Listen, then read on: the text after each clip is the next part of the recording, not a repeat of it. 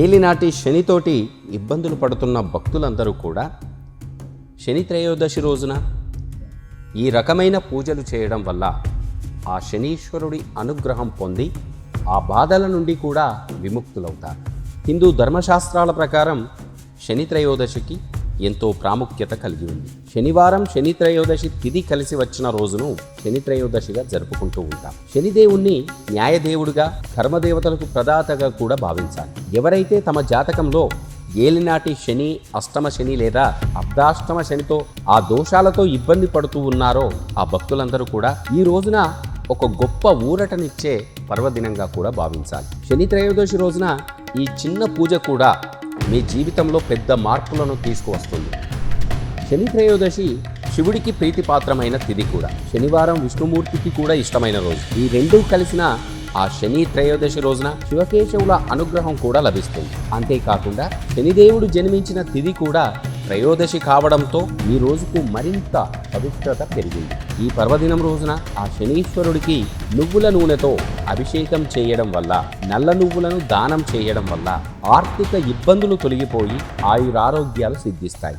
ఈ రోజున పాటించాల్సిన ముఖ్యమైన నియమాలు కూడా ఉంటాయి. సూర్యోదయానికి ముందే స్నానం ఆచరించి శనీశ్వరుడికి నల్ల నువ్వుల నూనెతో అభిషేకాన్ని చేయాలి. శనివారం రోజున లక్ష్మీనారాయణులు ఆ రావి చెట్టు, అశ్వత్థ వృక్షం పైన కొలువుదీరి ఉంటారని కూడా మన శాస్త్రం చెబుతుంది. అందుకని భక్తులందరూ కూడా ఈ రోజు రావి చెట్టుకు ప్రదక్షిణలు చేయడం వల్ల శనితో ఇబ్బందులు పడుతున్న భక్తులందరూ కూడా వారి పీడలన్నీ కూడా తొలగిపోతాయి. నల్లని వస్త్రం, నల్ల నువ్వులు, నల్ల నువ్వుల నూనె లేదా ఇనుప వస్తువులను పేదలకు దానం చేయడం వల్ల శని దోషం ప్రభావం తగ్గుతుంది. ముఖ్యంగా భక్తులందరూ గుర్తుంచుకోవాల్సింది ఏమిటి అంటే, ఆ శనీశ్వరుడి ఆలయం నుండి తిరిగి వచ్చేటప్పుడు ఎట్టి పరిస్థితుల్లోనూ వెనక్కి తిరిగి చూడకూడదు. అలా చూస్తే శని దోషం మళ్ళీ చుట్టుకుంటుందని కూడా పురాణాలు చెబుతున్నాయి. శని త్రయోదశి రోజున ఎవరైతే భక్తులు ఆ కాకికి అన్నం లేదా నైవేద్యం పెట్టడం వల్ల పితృదేవతల ఆశీస్సులు కూడా లభిస్తాయి. శనీశ్వరుడు కూడా సంతోషించి ఆ బాధల నుండి భక్తులందరినీ కూడా విముక్తుల్ని చేస్తాడు. ఈరోజు చదవాల్సిన శ్లోకం: నీలాంజన సమాభాసం రవిపుత్రం యమాగ్రజం ఛాయామార్థాండ సంభూతం తం నమామి శనైశ్చరం. ఎవరైతే ఈ శ్లోకాన్ని చదువుతూ ఆ శనీశ్వరుణ్ణి పూజిస్తారో వారికి ఏలినాటి శని, అర్ధాష్టమ శని ఇవన్నీ కూడా తొలగిపోయి శుభాలను కల్పిస్తాడు శనీశ్వరుడు.